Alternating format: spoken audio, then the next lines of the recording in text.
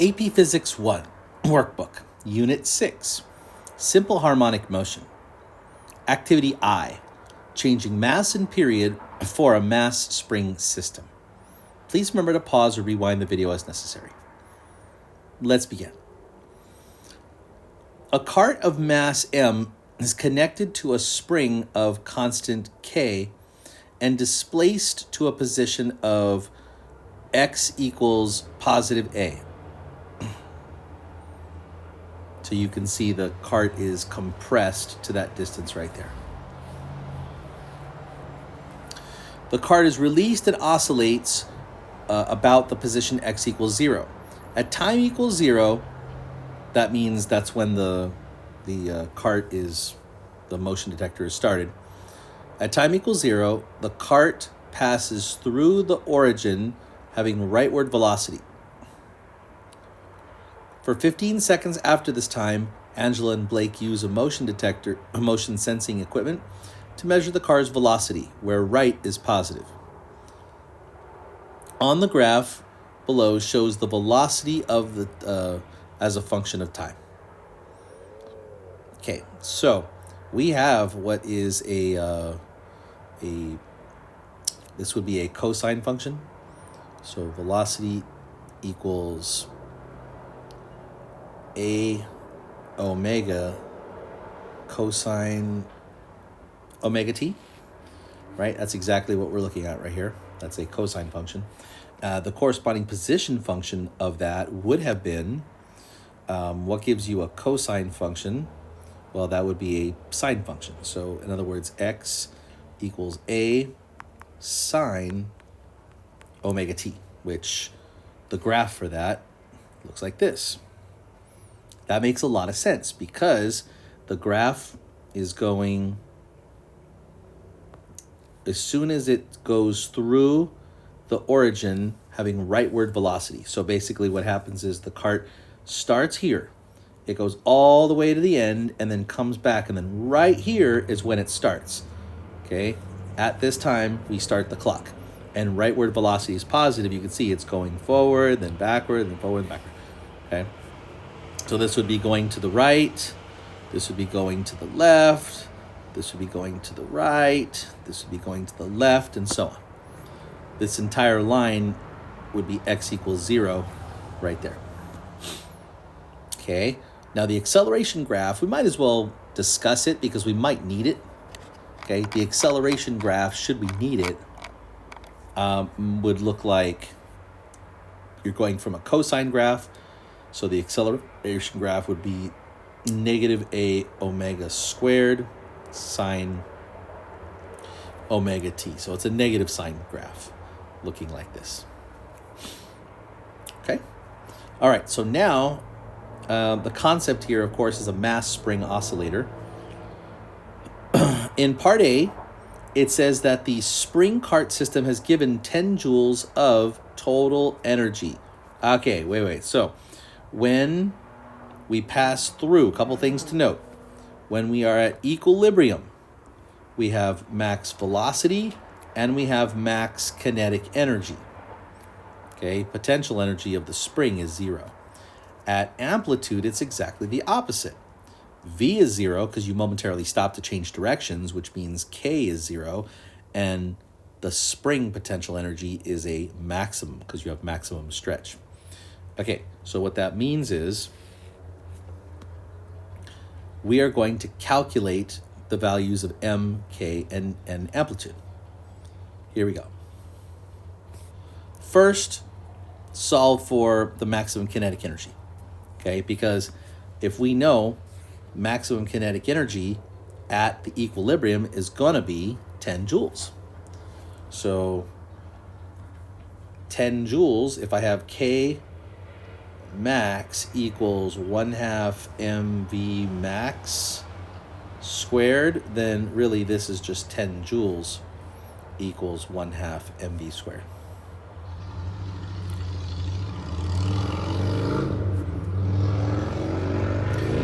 Reading the velocity off the graph, the maximum velocity that corresponds to maximum kinetic energy would be 2 meters per second. You can see that.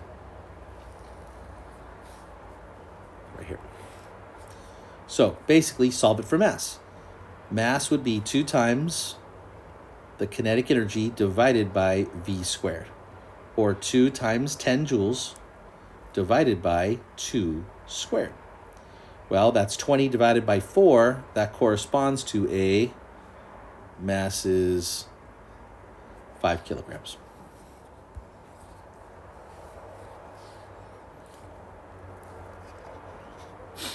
Okay, next, to figure out the amplitude, we need to figure out K first, okay? And to do that, we're going to start with the period of a mass spring oscillator. So T is equal to 2 pi times the square root of m over K. Okay, then we know the mass of the cart is 5 kilograms. We can get the period off the graph. Take a look at that. The period is the time for 1 cycle, and it repeats 4 seconds. So the period is 4 seconds. We're going to use that to solve for K. So we have T squared equals 4 pi squared m over K. We're going to swap those two, and K is equal to 4 pi squared m over T squared, or 39.5, that's 4 pi squared, times the mass, which is 5, times T squared, which is 4 squared.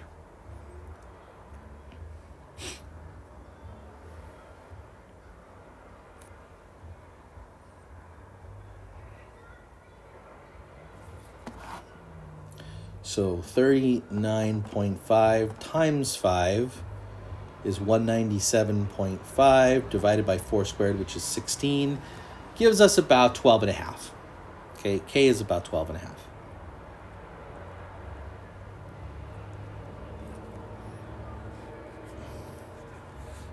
Okay, now, at maximum amplitude, the mechanical energy would be only spring potential energy. Therefore, spring potential energy is 1/2 Ka squared, and that's going to be 10 joules. So you're going to solve that for A. So A is going to be 2 times the potential energy divided by K and then square root. So plugging into that, 2 times 10 joules for total potential energy, divided by K, which was about 12.5. Okay, and then we want to square root that. So we're going to go 20 divided by 12.5. It's about 1.6. Square root of that.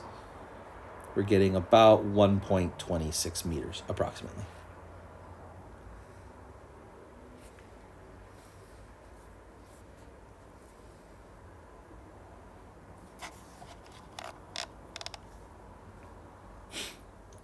A dot is shot into the right into the cart at the moment in time where the cart's momentum has a greater magnitude than the dart's momentum.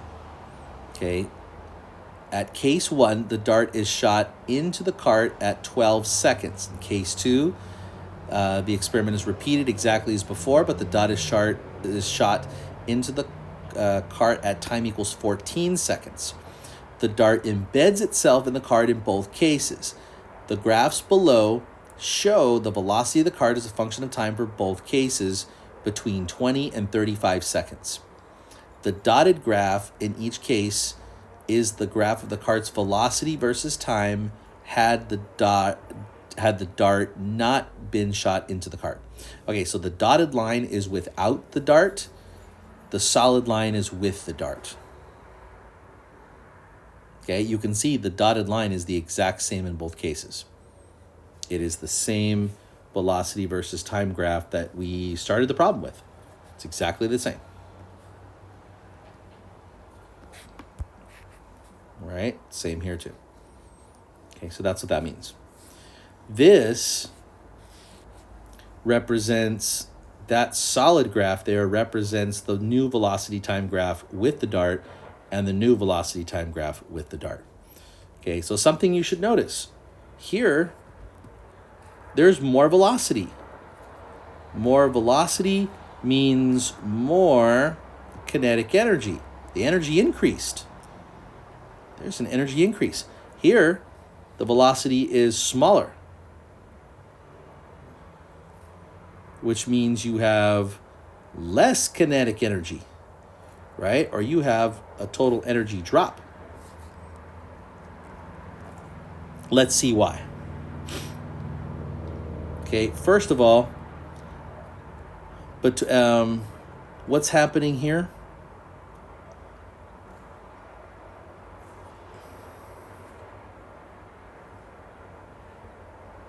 Now remember the whole process in terms of being a horizontal oscillator, okay? So if you are, let's say the cart is moving back toward equilibrium, just like that, and then the dart comes from behind in the direction of motion. So the dart's momentum plus the cart's momentum, right, equal a greater the kinetic energy of the dart and the cart add up to something greater. Whereas over here, if you had, let's say, the cart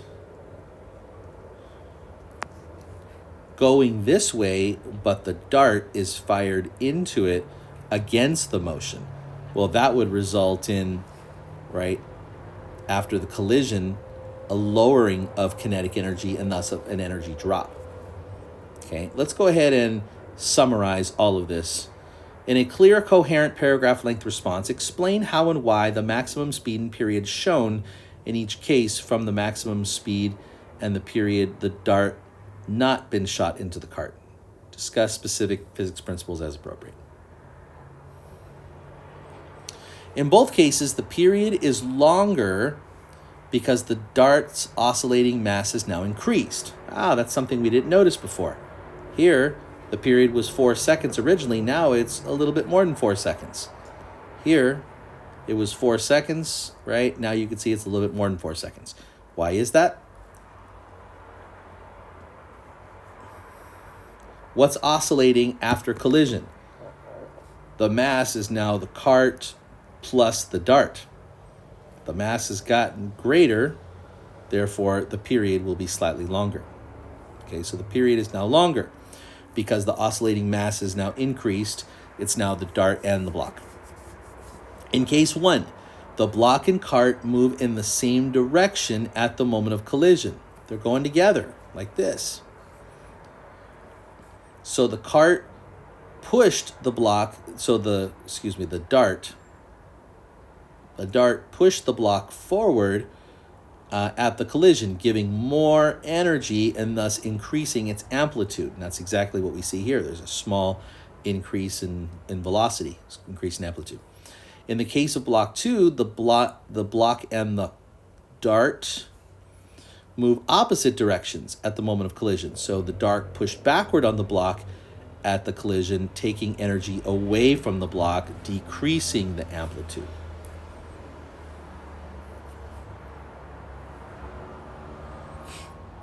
AP Physics 1 Workbook, Unit 6, Simple Harmonic Motion. Activity J, Small Angles, Tension, and Pendulum Period. Please remember to pause or rewind the video as necessary. Let's begin. In this scenario, a 20-kilogram child swings on a swing set. The chains supporting the swing are 3 meters in length. At time equals 0, the child is at point A, where the angular displacement of the chain supporting the swing is theta equals negative 90 degrees. The child swings between points A and B, that is, between angular displacements of negative 90 and positive 90 degrees. Angela uses force sensors and video analysis to measure the angular displacement of the chains and the tension in the chains as a function of time.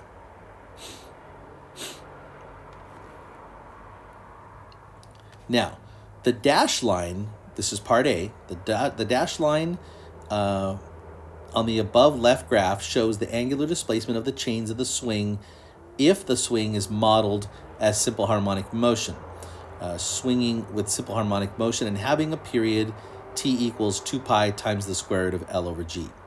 Angela notices the dashed model and the solid model lines are not aligned.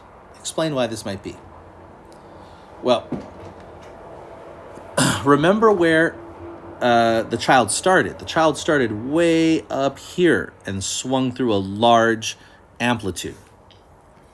Okay, now remember, to qualify for simple harmonic motion, we use what is called the small angle approximation. Okay, and if you don't remember what this is from the notes, what that means is the sine of any angle in degrees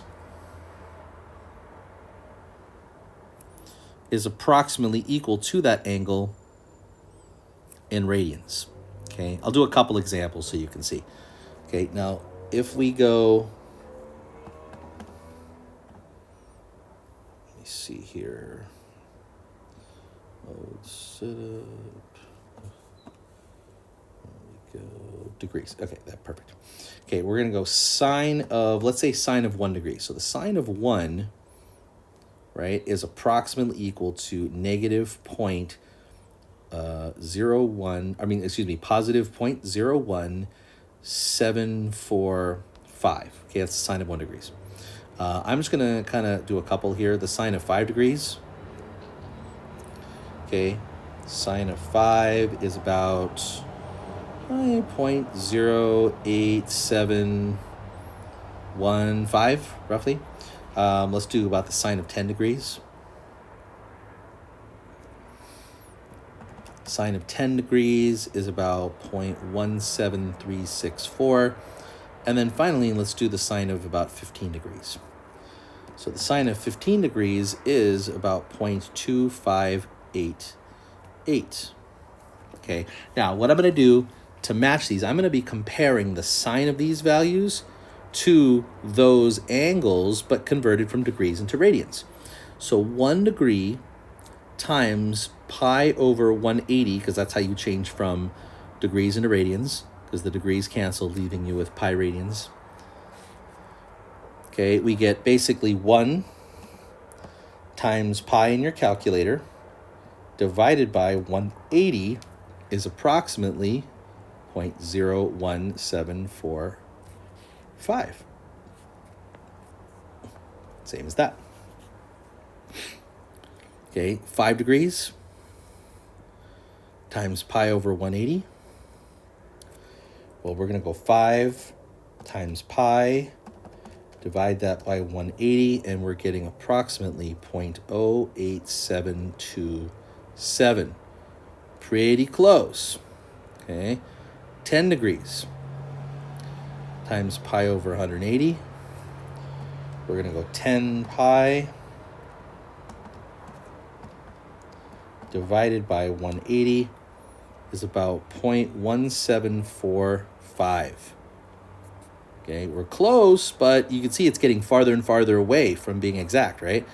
And finally, about 15 degrees times pi over 180. 15 pi divided by 180 is about 0.2618. You can see now we're getting a lot farther apart. So small angle approximation means angles less than about 15 degrees, that's kind of the magic number, okay, will exhibit simple harmonic motion. Okay, is this less than 15 degrees? No, it's 90 degrees. So the short answer to that one is when the angle is small, the sine of the angle in degrees is approximately equal to the angle itself in radians. It's called the small angle approximation. When the angle is too big, the small angle approximation cannot be used, and the pendulum swing will no longer be modeled with simple harmonic motion.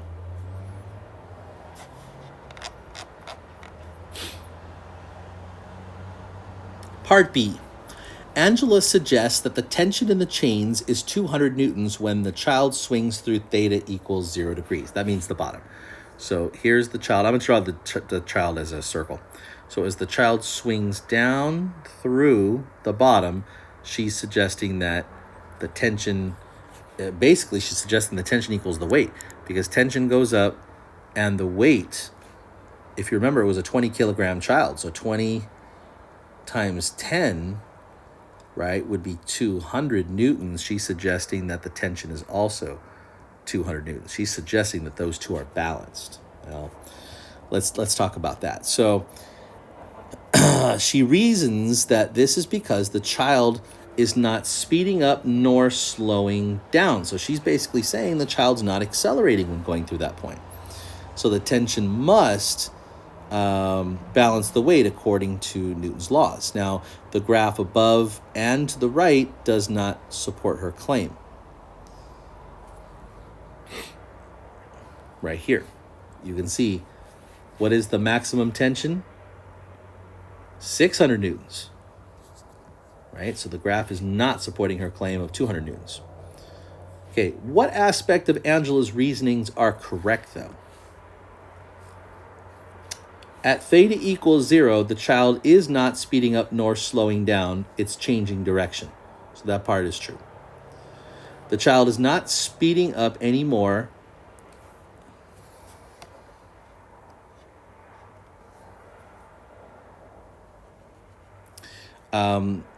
And the child, because the child is not losing height. Therefore, the gravitational potential energy is not changing into kinetic energy. The child is not gaining height and is not slowing down.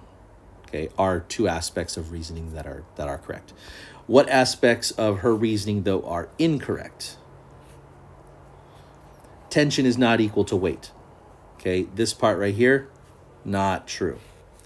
You have to remember this is curving, and tension is what is called a centripetal force, right? And centripetal forces, right, are net forces, okay? But we would just write it as net centripetal force, causing force minus opposing force equals mv squared over r. And causing forces point into the circle. Opposing forces point out of the circle. Tension is pointing towards the center of that circular swing. Weight is pointing away. So in order to be accelerating in the direction of tension, tension must be greater than the weight.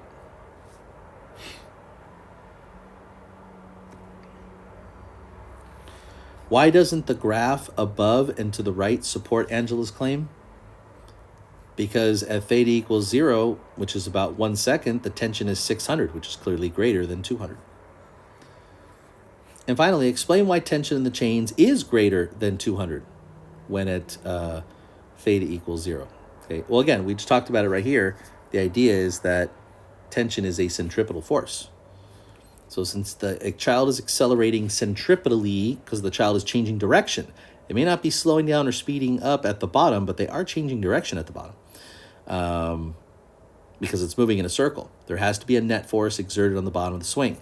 The bottom of the swing, the upward force points to the center of the circular arc must be greater than the downward force of gravity. AP Physics 1, Workbook, Unit 6, Simple Harmonic Motion. Activity K, Mass and Period of Mass Spring System. Please remember to pause or rewind the video as necessary. Let's begin. In this scenario, a cart of mass m that rolls on a frictionless bearings is connected to a spring that can be compressed and expand.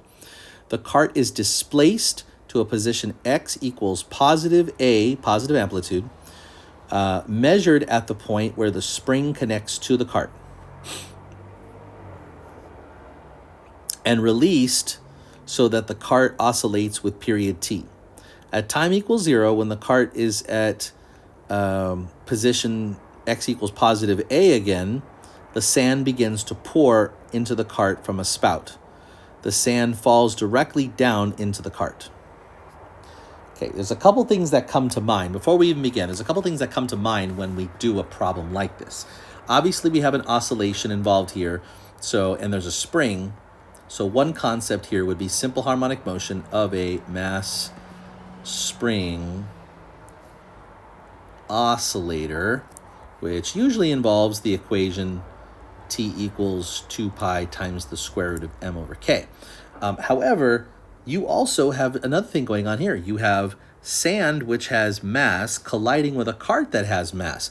This also, ladies and gentlemen, is an inelastic collision.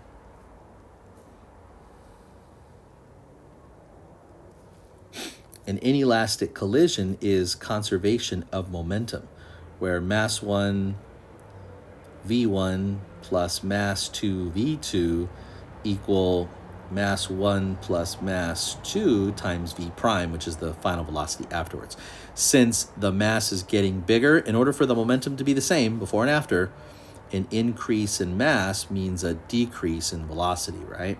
So that, in a sense, is what's going on. Now, one other thing to note about an inelastic collision, kinetic energy is lost. Kinetic energy is not conserved in an inelastic collision. All right, now let's take a look at the details. Part A, suppose the mass is a half a kilogram and sand enters at a rate of 0.1 kilogram per second. At what time after t equals 0 is the period of oscillation 2t? Okay, well, how are we going to get 2t? Well,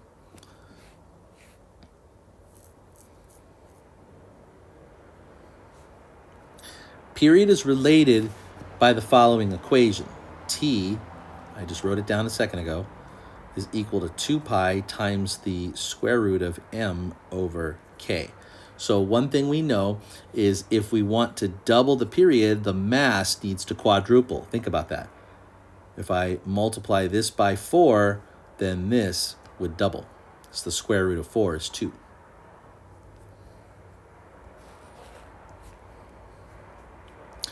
Because the original mass of the cart is a half a kilogram, quadrupling would go from a half a kilogram cart to 2 kilograms of cart.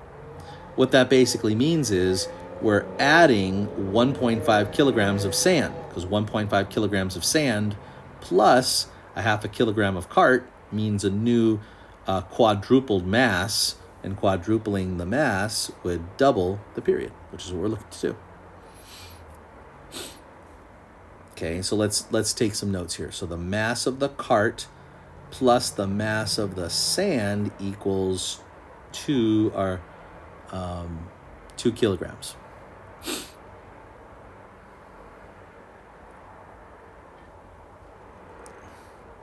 Okay, so the mass of the cart is already 0.5 plus the mass of the sand, right? That's equal to 2 kilograms.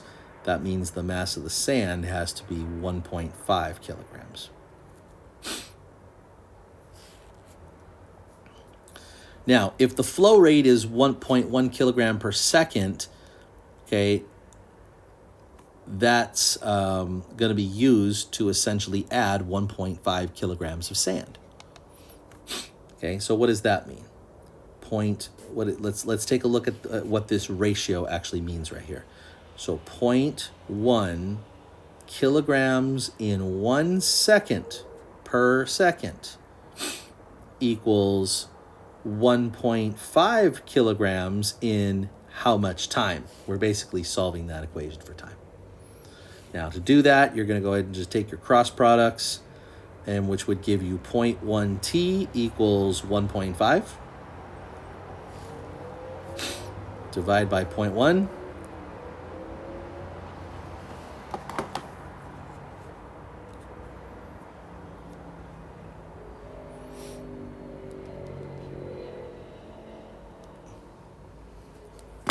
And t equals 15 seconds.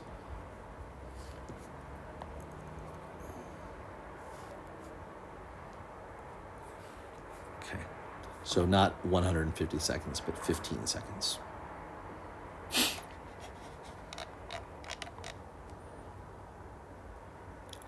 Part B.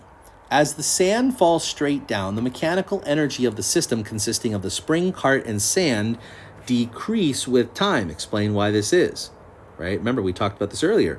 This is an inelastic collision.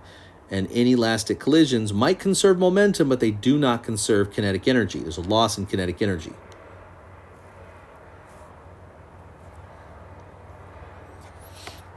Part C. On the grid below, sketch a graph of the position of the point where the spring connects to the cart as a function of time, considering the mechanical energy decrease and the mass is being oscillated. So basically what we're going to get is we're going to get what is called a damped oscillation. Okay, what is a damped oscillation? It means the amplitude gets smaller each cycle. Okay, so a reasonable picture of this might look like, you start way up here, but you don't quite get all the way to the bottom, and then you go up, and I'm gonna have a period that's slightly elongating, so something like this.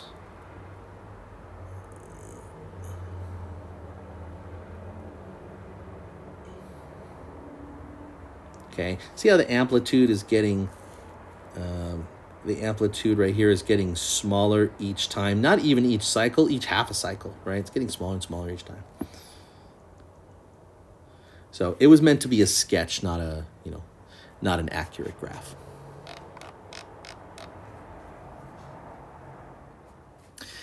AP Physics 1 Workbook, Unit 6, Simple Harmonic Motion. Activity L, Sine function of simple harmonic motion. Please remember to pause or rewind the video as needed. Let's begin. In this scenario, Dominique's pre-calculus teacher asks her to make an exact graph of y equals sine of x using a real-life process.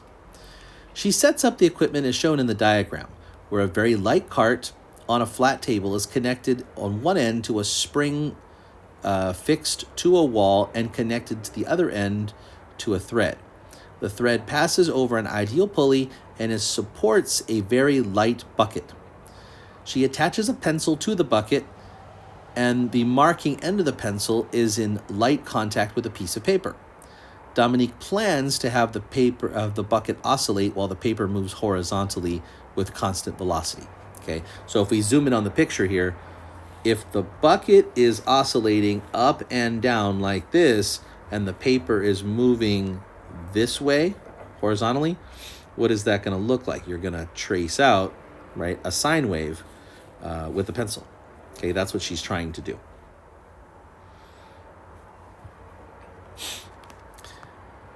Dominique plans to have the bucket oscillate while the paper moves horizontally with constant velocity, so the pencil draws out a sinusoidal graph on the paper. With no mass in the cart or the bucket and everything at rest, the pencil is directly on the top of the paper. So if we have empty cart, empty bucket, the pencil is all the way up here at the top. Okay. Dominique now places mass m in the cart and mass little m in the bucket. Okay, so she now does this. Puts mass in here and puts some mass in here. She finds out that with everything at rest, the pencil is now at the bottom of the paper. Now the pencil is way down here.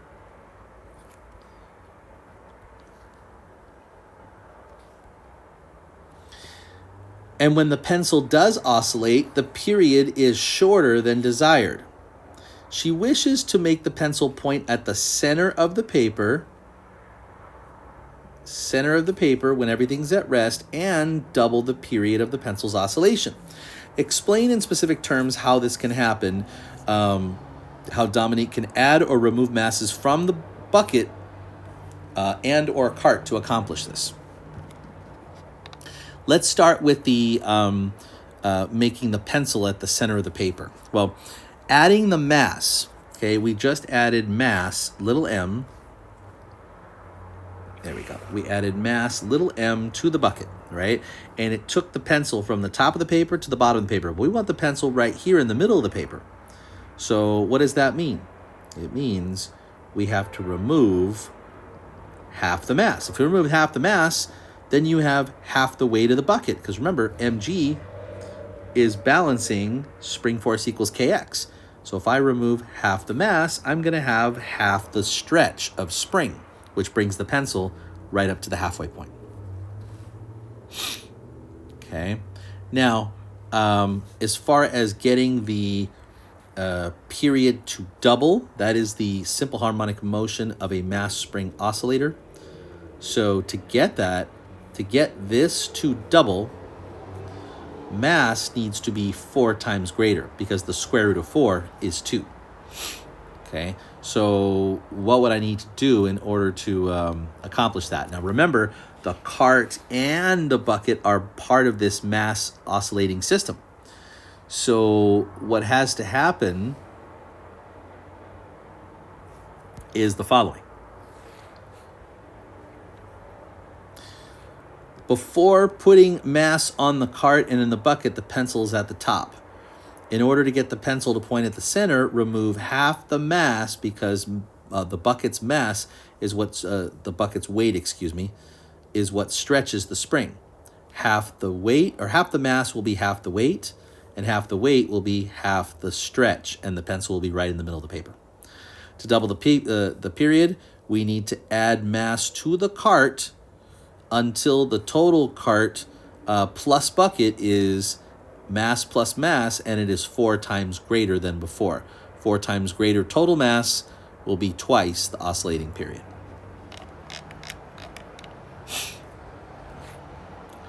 Part B, quantitative analysis. Dominique places 0.5 kilogram in the bucket and 9.5 kilograms in the cart. You can see right now that that is 10 total kilograms of oscillating mass. And allows the setup to oscillate with an amplitude of 2 centimeters. As the paper moves horizontally with constant speed v past an oscillating pencil, the pencil draws the graph as shown. Clearly, this is a sinusoidal graph. Each square of the graph represents 1 centimeter. Recall that the pencil pointed at the highest line. The pencil pointed at the highest line of the grid when neither the bucket nor the cart carried any mass, okay, and everything was at rest. Calculate the speed v that the paper was moving and indicate units in your answer. Explain each part of the calculation with words. Okay, so here's what I'm thinking first. We have a setup that looks like this. mg going down and spring force equals kx going up. Okay, so we can start there. The spring force balances the weight. Kx equals mg. Okay, then I'm thinking we need to go ahead and essentially solve for k. Okay, so how do we do that? K is going to be equal to mg over x. So k is going to be equal to 0.5 kilogram of mass in the bucket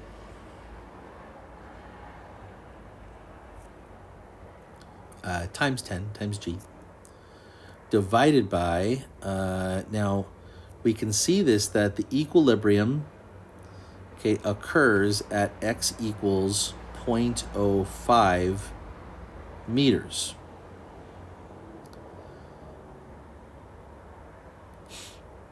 Okay, so because if you look at the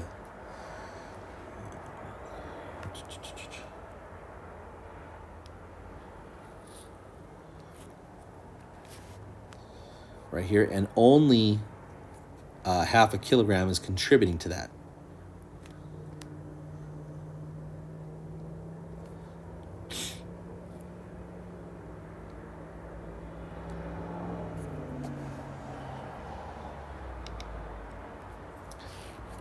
Solving for k, we have essentially 5 divided by 0.05, which is 100 newtons per meter.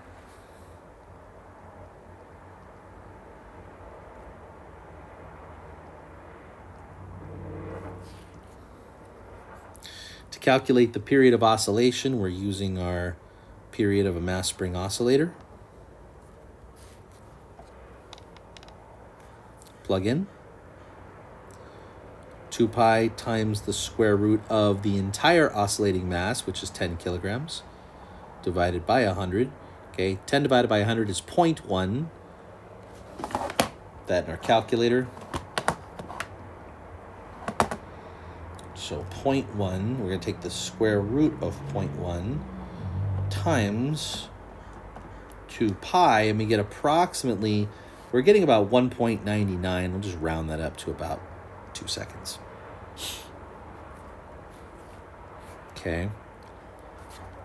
So to calculate the speed, 1 period is equal to 2 seconds, okay, on the grid. If you look at that,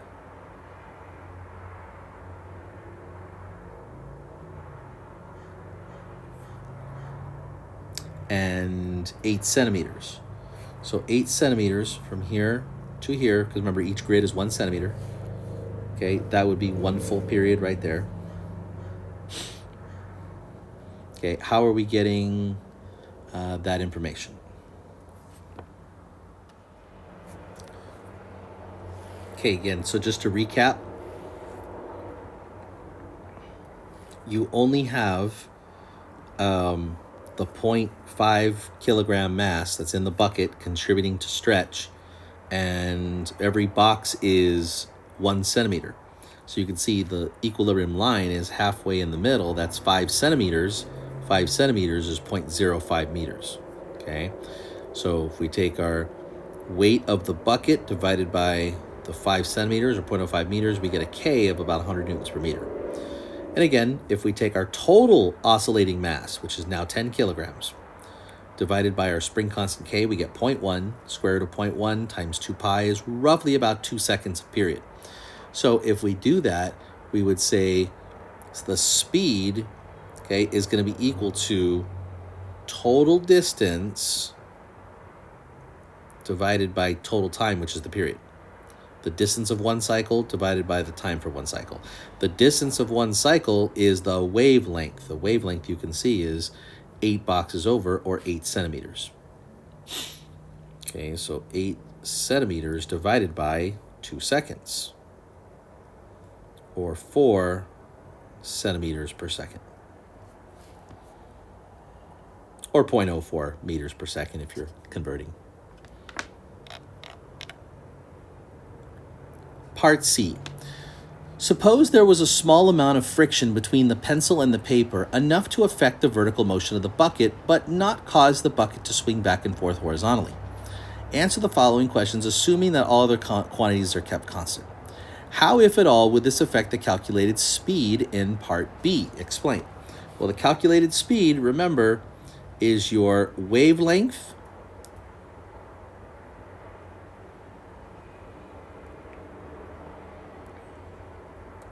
divided by your period.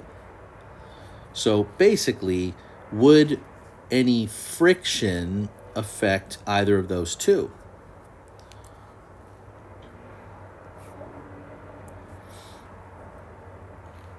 The speed would be decreased. Friction would cause the oscillation to have a smaller amplitude, making the displacement delta x smaller.